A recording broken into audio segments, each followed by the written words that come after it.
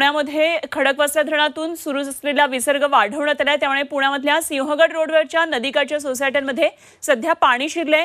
एकता नगर परिसरामध्ये सोसायट्या, रस्ते, दुकानं पाण्याखाली गेलेत आणि एकंदरीतच पुण्याच्या परिस्थितीवर बोलण्यासाठी सध्या आपल्याबरोबर आहेत खासदार पुण्याचे मुरलीधर मोहोळ।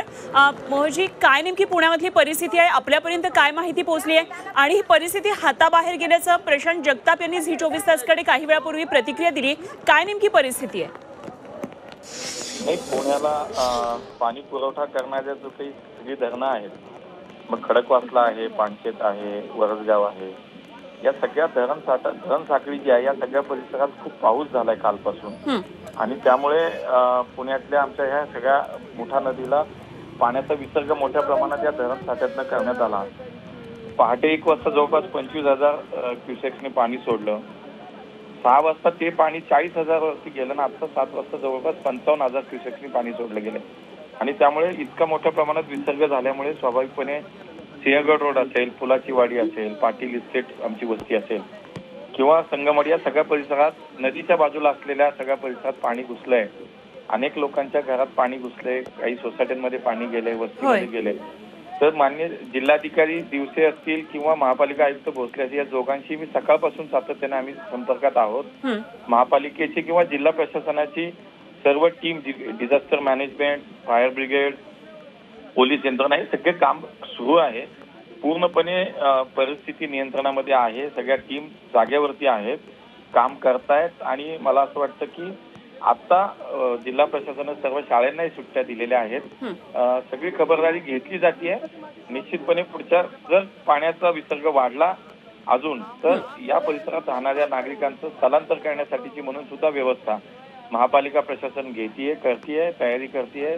महापालिकेच्या शाळा असतील, मोठी मंदिरं असतील किंवा हॉल असतील अशा ठिकाणी व्यवस्था करण्याचं काम सुद्धा आता व्यवस्था केलेली आहे। कामही त्याच्यात निश्चितपणे आता सगळी यंत्रणा करतीये। त्यामुळे थोडी माझी आपल्या माध्यमातून पुणेकरांना हीच विनंती राहील की आपण काळजी घेतली पाहिजे, घराबाहेर जाऊ नये।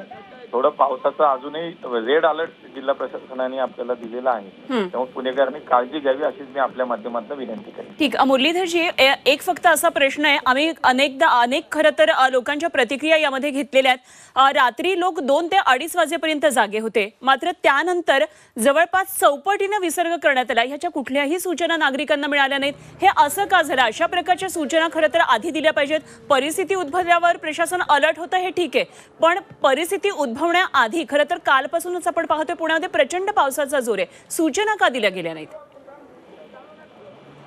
नाही, या सगळ्या याच्यात पाऊसही खूप वाढला, प्रशासनाने निश्चितपणे याच्यात काळजी घेतलीच पाहिजे, वेळीच अलर्ट दिला पाहिजे, वेळीच सूचना दिल्या पाहिजेत। या मी सकाळपासून जे मी आपल्याला म्हणालो की या सगळ्याची माझा संपर्क चालू आहे, कोऑर्डिनेशन सुरू आहे, मॉनिटरिंग सुरू आहे। मी 100% या सगळ्या विषयाची प्रशासनाला सूचनाही दिलेल्या आहेत की अशा प्रकारे जर झालं तर लोकांना आपल्याला सावध करता येत नाही आणि म्हणून काळजी आता घेतली पाहिजे की अशा कुठलाही प्रकार पुढच्या काळात होणार नाही आणि अशा सूचनाही दिलेल्या आहेत।